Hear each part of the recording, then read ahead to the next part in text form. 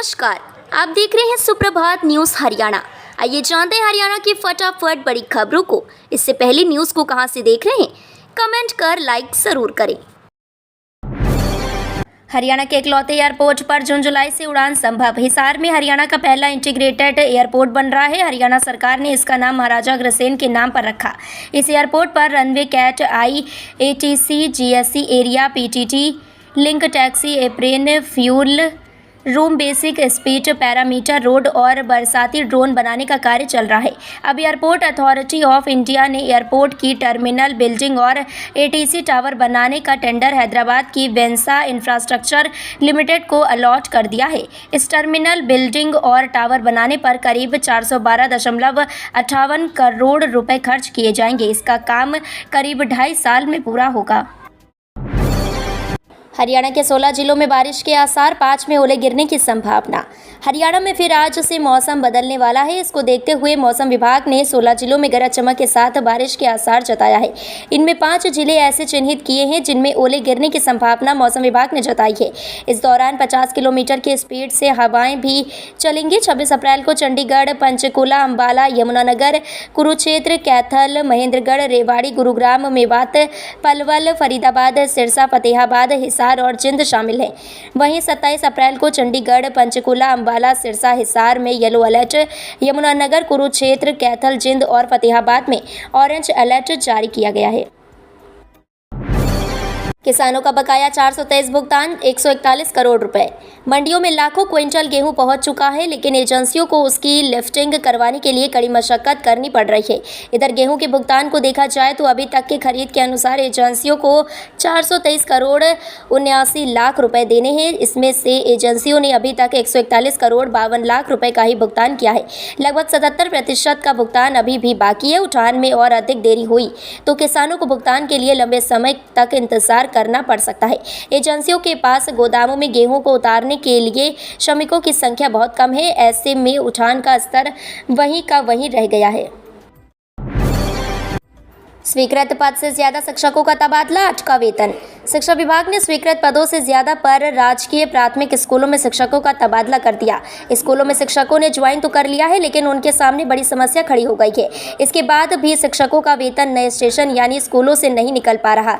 प्रदेश में ऐसे करीब 500 से ज्यादा शिक्षक हैं जिनका मार्च माह का वेतन अभी तक नहीं मिला है। ऐसे में अप्रैल माह का वेतन भी लटकना तय है। वहीं राजकीय प्राथमिक शिक्षक संघ ने इस समस्या को लेकर निदेशालय में अधिकारियों को अवगत करवाया है। निदेशालय ने सभी DEO व DEO को पत्र जारी कर दिया है। आज तक सभी जिलों से जानकारी मांगी गई है।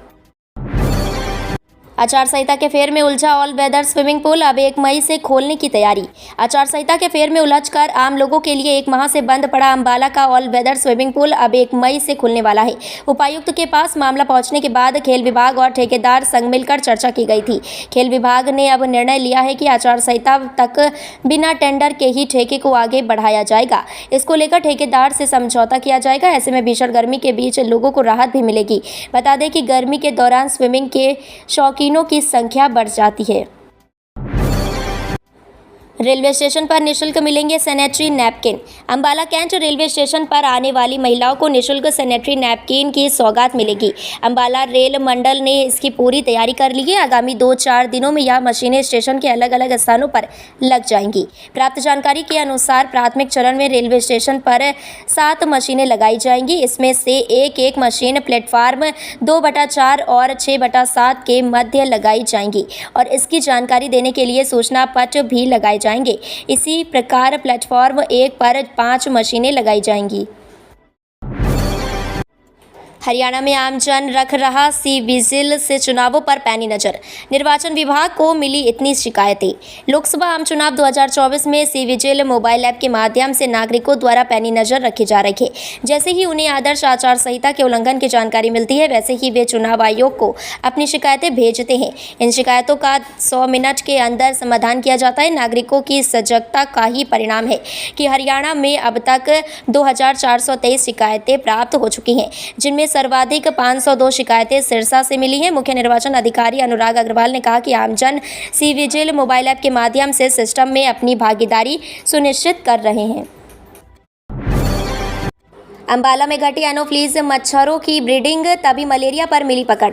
अंबाला में मलेरिया के मामले न के बराबर ही देखने को मिल रहे हैं। पिछले 5 वर्षों के आंकड़ों को देखा जाए तो अभी तक अंबाला में मलेरिया के सिर्फ 8 मामले ही सामने आए हैं। इसका मुख्य कारण मलेरिया फैलाने वाले मच्छर मादा एनोफिलीज की तादाद में कमी होना है। स्वास्थ्य विभाग में तैनात कीट वैज्ञानिक अमिता बुद्धिराजा और चिकित्सक डॉक्टर सुनील हरि का कहना है कि मलेरिया का मच्छर अधिकतर 8 से 10 दिनों तक जमा हुए पानी में पैदा होता है, मगर इस मच्छर की ब्रीडिंग पिछले कुछ वर्षों में काफ़ी घटी है। इससे मलेरिया जैसी बीमारियों पर काबू पाने में मदद मिली है। अब पीले चावल के सहारे चुनाव आयोग मत प्रतिशत बढ़ाने कर रहा कई जतन। लोकसभा चुनाव के पहले चरण में मत प्रतिशत की गिरावट चुनाव आयोग के गले की हड्डी बनी हुई है।